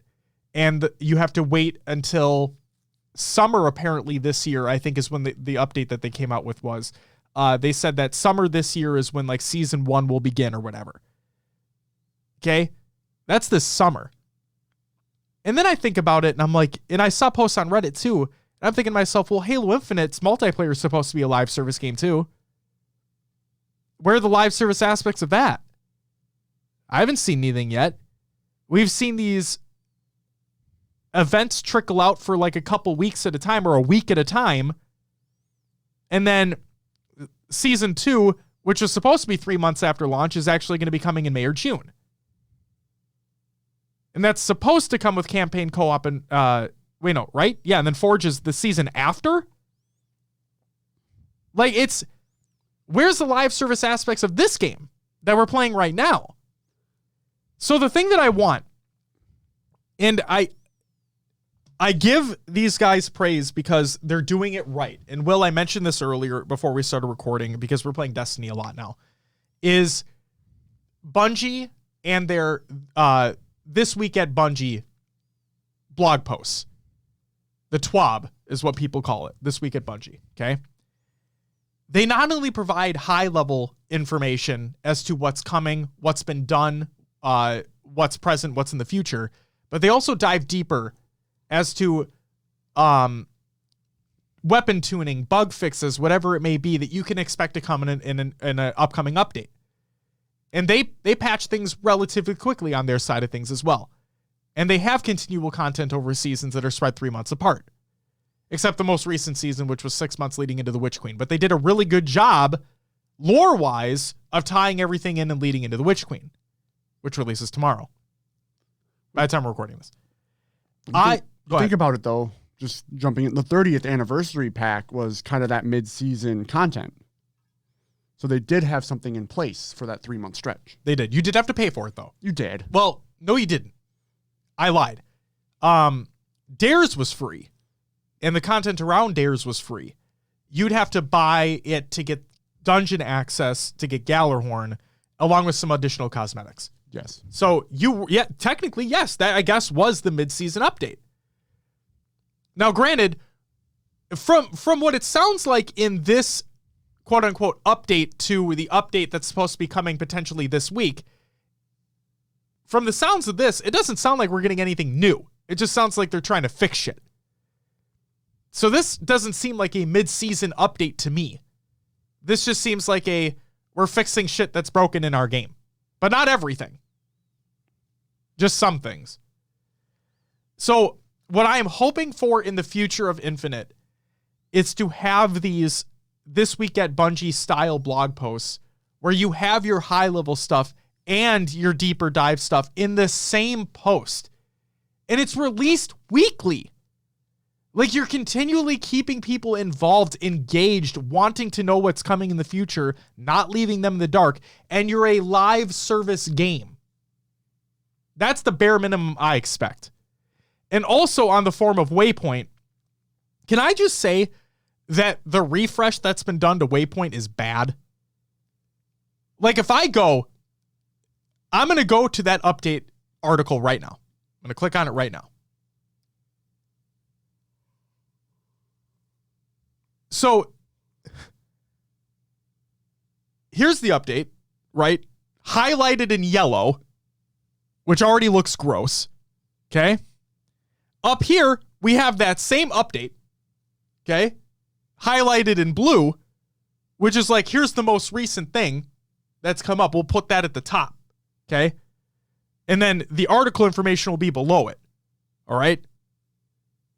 And then and then if I keep scrolling, you have a timeline on the right, which will change to the different day of whatever the thing is that you're doing, right? It's just fucking, this thing is so bad to look at. It's so bad. So bad.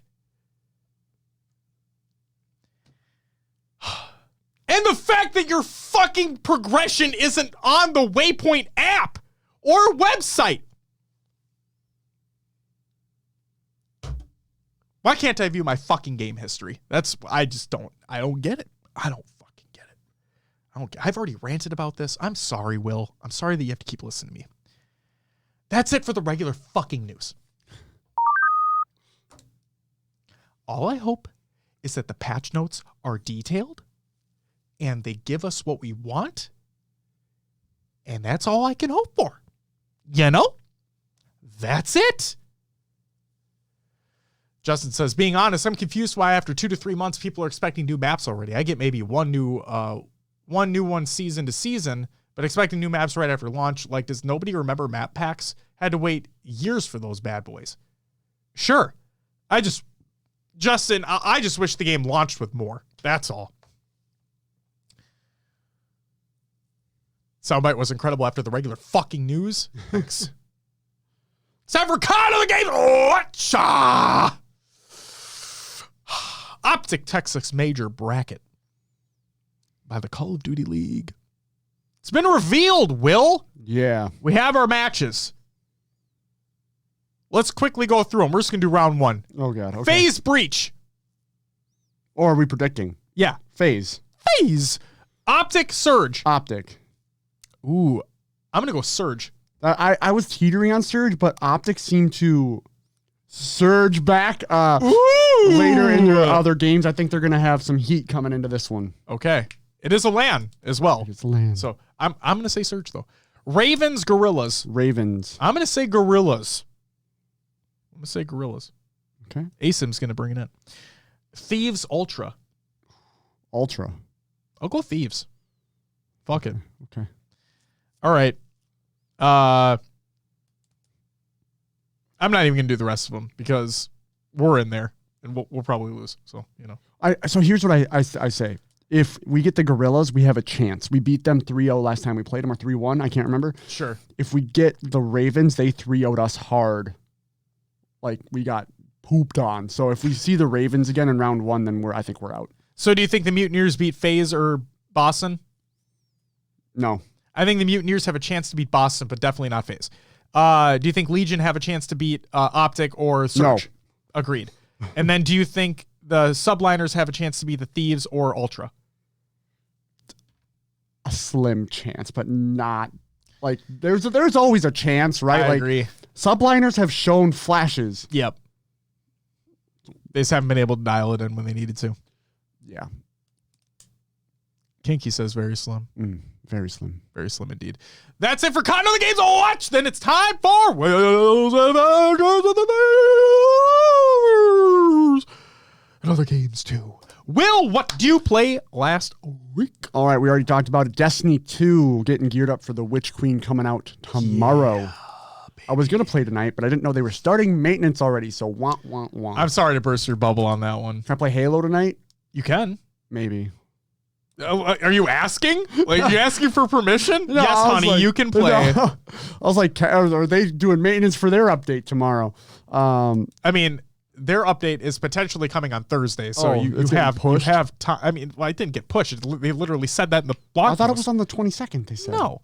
Resets happen on Tuesdays, but no, they said that if it passes through certification, they're thinking the earliest is the 24th. Well, then. No point to play Halo. There's no new maps. But I mean, from this update of our update, it sounds like we're not getting anything new anyway. No, I know. I'd like to be surprised, but I just don't see it happening. Yeah. So I did play in Halo Infinite earlier in the week. Played some ranked games with Joey. Nice. Because it's getting reset anyway, so I was like, I don't care. But yeah, I do agree. Like, I get people, I don't expect more maps right now, but I want more maps. I'm tired of the same ones that are currently in rotation for competitive. Yes. Although I have to say I'm not the master of those maps yet, so more time to practice and play. Sure, but like something like when you get, Aquarius CTF, then Live Fire Oddball, and then Aquarius Slayer, and then Live Fire Strongholds, and then maybe you get like a Bizarre Slayer and it's Streets, whatever. It's just, I've seen the same map so many times that it will make me want to play longer sessions. You know what I'm going to say too? They should add this is going to be crazy, guys. Hear me out here. They should add a playlist to Halo Infinite. Call it Classic BTB. Okay? Take Behemoth and Launch Site. Shove it in there. It's 8v8. Classic BTB. Ooh. Okay. Therefore, I never have to see those maps ever again. I was going to say something. I completely forgot what it was. I'm so sorry to derail. This might be contrary to what people believe, but I'm still in the camp where I believe they've given us more than enough XP for battle pass progression, especially if you time your two times XP boost. Well, the daily ones are definitely helpful too. Yeah, so For sure. But there's nothing, like I said earlier, there's nothing to keep me playing for a long amount of time. Nope.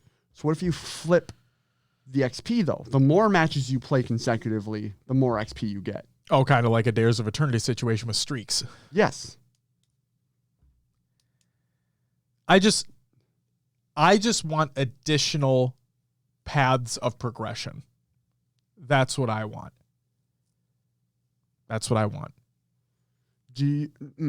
Commendations, an overall service record, other things to work towards outside of the event pass or the battle pass. That's what I'm looking for. Justin says, you did get your Social Slayer playlist, but it still uses MMR and you have to play Launch Site and Behemoth, so I avoid that playlist. Yep. Justin, it feels like a beggars can't be choosers standpoint, where I begged for so long to get a strictly Social Slayer playlist. Never got it in 5. Finally got it in Infinite. And yeah, it has 2 of the worst maps that I've ever played in a Halo title. In Launch Site and Behemoth. So yes, I also don't play it. And also, I don't have a reason to if I don't have a challenge dedicated to it. Yeah. Because of the fucking challenge system. I keep taking that. Has been nice. Like, once I completed the battle pass, it's been freeing not having to do the challenges. Yeah. And the capstone awards still don't feel like it's enough for what you'd have to do. It's not. It never has been. So I was like all on board at first to be like, yeah, I might as well go for something while I'm playing. And I think the challenges are nice for when like nobody else is online and I don't want to sweat in ranked. Because then I feel like I'm working towards something. But again, my battle pass is maxed. It's like, what's the point? So what I was hoping for too is that, so the Tenrai event when it came back, I was hoping, and I knew it wasn't going to happen, but I was hoping that since Fiesta, because the backlash, since Fiesta had been made a permanent playlist in the game, that they would take that away from being the event playlist and just make it so challenges are just across the different playlists in the game. That's what I was hoping for. So you'd continually make progress and you didn't have to play Fiesta because fuck. Yep. But it is what it is. You talked about commendations. Justin actually made the point in chat that I was going to make, which is like getting skins for kills, right? At the end of Halo 5, they came out with like the black and red, the gold and red pistol skins. That was fun to work towards. It kept you in the game, kept you playing. The challenge system and the progression system, I guess you could say, don't do that for Infinite. So I don't know what will be changed at this point. I would like more maps just to keep the rotation fresh, but that's where I'm at with Infinite, just playing to play, I guess. Yep. I still have fun. I have fun in the competitive side of things. I don't have fun in the non-competitive side of Halo. Yep. Played F1 2021. There was a race Sunday in the Latifi League. A lot of the big hitters were out. They weren't showing up. It was my time to shine. I qualified second. I was pretty happy about that. I qualified first until like the last 2 minutes of qualifying where Joshua, not this Josh, but not me. Josh in our league qualified first with like 3 or 4 seconds ahead of where I qualified. And I was like, my qualifying time was pretty close to my personal best. I'm just going to leave it. I'm not going to risk damaging my car, wearing tires, whatever. So we start and we go, and shortly after, like, it's on the first lap and Josh spins out in first place. I'm like, here we go. I take first. I lead the fucking race for 16 of our 18 laps until after a safety car. I don't think I got enough heat in my tires. And we go around and like the third or fourth turn, I spin out. Fuck. So, I get back in the race. I keep my car steady. A couple people spin out in front of me. I pass another. And I still ended up in second place with Joshua taken first. My highest placing in the Latifi League so far. I somehow, that was the second safety car, the one I spun out on. There was one previous, which I was already on hard tires. So on worn hard tires, I got the fastest lap of the race. I don't know how it happened, but I did. That's not something you normally do on hard tires in a race, but it did. So I got a point for fastest lap. So still felt good. Hell yeah. You killed it. And yeah, I fucking killed it. It's funny though, because like early on in the race, I probably jinxed myself, but before the first safety car, and this is another thing that sucks about safety cars, is I was far ahead. Like I'm in first by like a margin that no one's catching me. Mm-hmm. And I was like, oh, don't worry, guys. I haven't spun out yet. I've spun in every race this year. And then, of course, it's the second to last lap, and I spin out. It happens to the best of them. Yeah. You know? And then I played Rock Band. Saturday night, I had a 30th birthday party. Set up Rock Band in the living room. Lots of people played Rock Band that night. And it was a fun time. I basically sung my voice out. I could not talk. I was talking like super low register on Sunday. It was kind of insane. It was a lot of fun. But it was a good time. Too much of a good time, probably. No, well, yeah. Next morning, definitely did not agree. Oh yeah, it was a rough Sunday, folks. It was. What a fun Saturday night, though. Holy shit. I did drink way too much. I think we all did. Yeah. I think we all did. I was telling my mom and sister about this. Is the most I think I've ever drank since having Linnea. Yeah. And that'll be 3 years this week. It was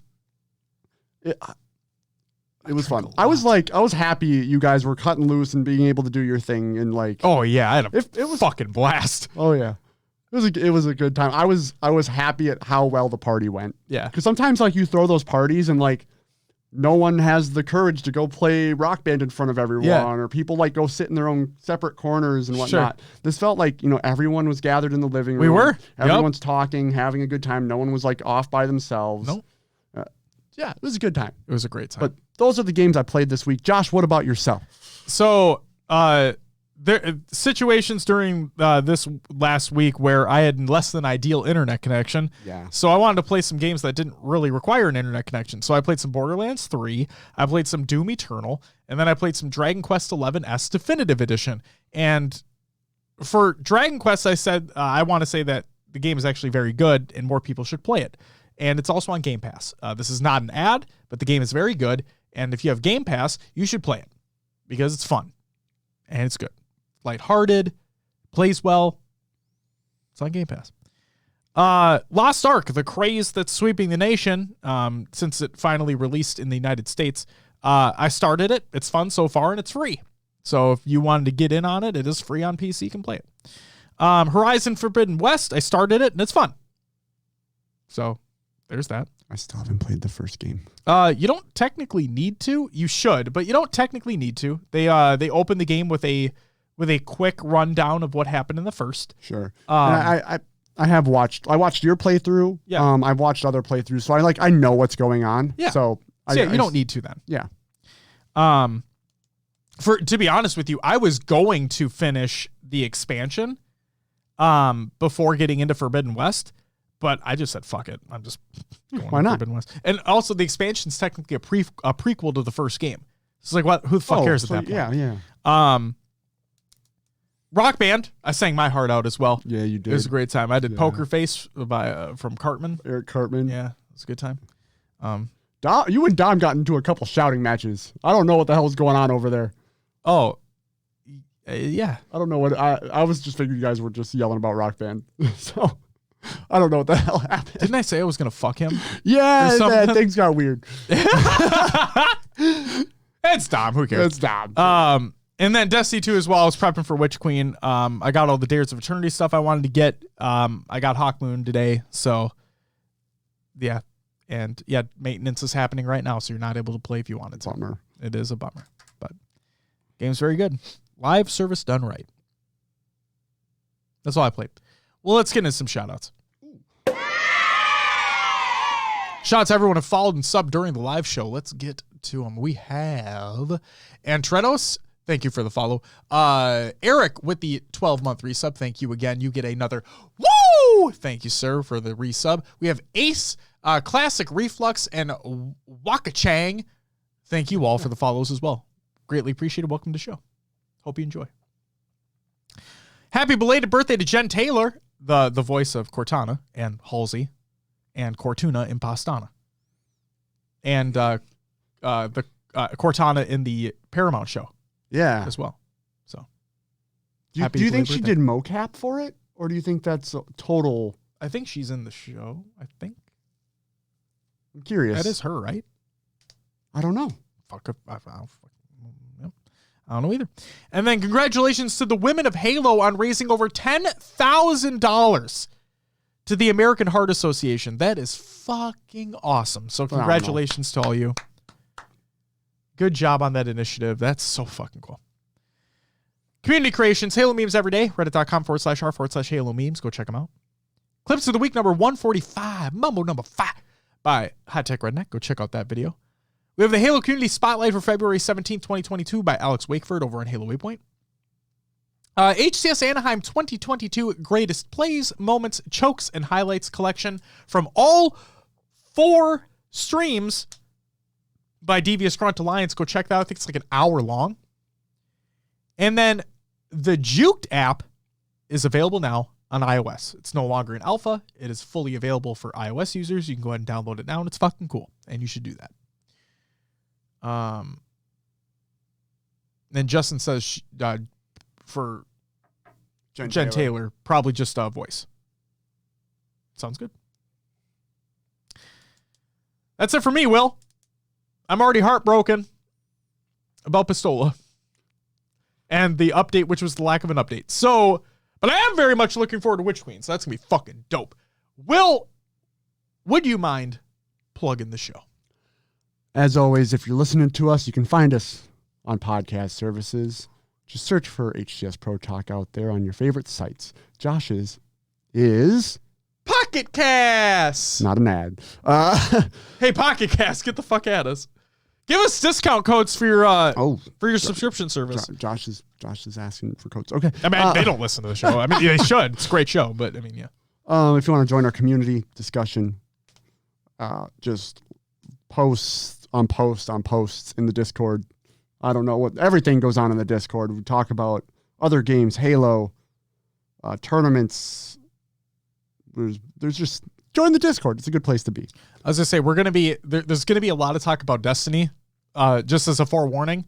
But no, all Halo tournaments that take place, any type of update that comes out for the game or games in the franchise, we talk about. We have general discussion, IRL. If you're looking to play games with somebody, we got it all in there. And Marlon loves his Yu-Gi-Oh, so he's posting about Yu-Gi-Oh in there too. So join the Discord. Do it. You can find us on the social medias, Twitter, Instagram, and Facebook. Go find us there. Just search for HCS Pro Talk. If you want to watch old VODs or YouTube videos that we have put out, find us on YouTube, youtube.com/HCS Pro Talk. If you want to watch the live show, if you're listening and you're not here now, go to twitch.tv/HCS Pro Talk. You can find everything HCS Pro Talk on our website, hcsprotalk.com, with a link to our merch in the top right corner. As Josh mentioned earlier in the show, we have stickers now and a couple other items on there if you're interested. Bada bing, bada boom. Stickers. I love stickers. Don't forget to go to halopodcast.com, your home for Halo, and check out the Evolved crew. If you want to listen to their shows, they have shows titled Podcast Evolved Mission Debrief, Book Club, Builds with Blocks, and Halo Headlines. And we have our own little section on there now, too. So go check out halopodcast.com. Your home for Halo. And that's all I got, Josh. Well, thank you so much for reading through that. I greatly appreciate it, as always. And ladies and gentlemen, that is going to do it for episode 223 of HCS Pro Talk. I want to thank you very much for listening. I want to thank you very much for watching. If you're tuning into the live show, hope you had a great time. We had a great time.